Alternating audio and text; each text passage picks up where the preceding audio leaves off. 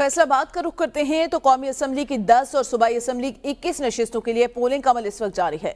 लोगों की कसीर तादाद वोट डालने के लिए पोलिंग स्टेशन पर पहुंच चुके हैं। लोगों में जोशो खरोश भी देखा जा रहा है, जबकि सिक्योरिटी के फुल प्रूफ इंतजाम इस मौके पर किए गए। 10,000 से ज्यादा पुलिस एहलकार भी ड्यूटी सर अंजाम दे रहे हैं। इसी पर मजीद बात करेंगे फैसलाबाद से नुमाइंदा एपीएन न्यूज मनान अशरफ से। जी मनान, मजीद बताइएगा।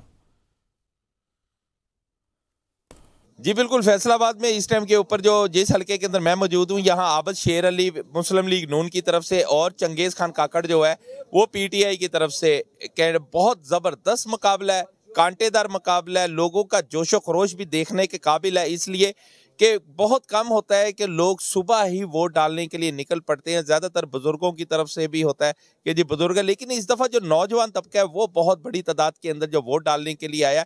आज 8 बजे जैसी पोलिंग का अमल शुरू हुआ था, उसी टाइम लोग जो थे उससे पहले लाइनों में लग चुके हुए थे। वोट डालने का जोश जो है इस दफ़ा देखने के काबिल है। सिक्योरिटी भी बहुत अहम है, बड़ी एक्टिव है सिक्योरिटी। पुलिस की बार बार जो भारी नफरी है वो मुख्तलिफ इलाकों को विजिट कर रही है। आरपी और सीपीओ बजाते खुद सिक्योरिटी को चेक कर रहे हैं। इसी तरह अगर आप मेरे पीछे देख सकते हैं, ये भी पोलिंग स्टेशन है। यहाँ भी लोग जो है वो अपने अपने पसंदीदा कैंडिडेट को वोट डालने के लिए लाइनों में लगे हुए हैं। इतना जबरदस्त जोश इससे पहले किसी इलेक्शन में आज तक हमने नहीं देखा जितना जोश इस दफा इस इलेक्शन के अंदर देख रहे हैं। जी।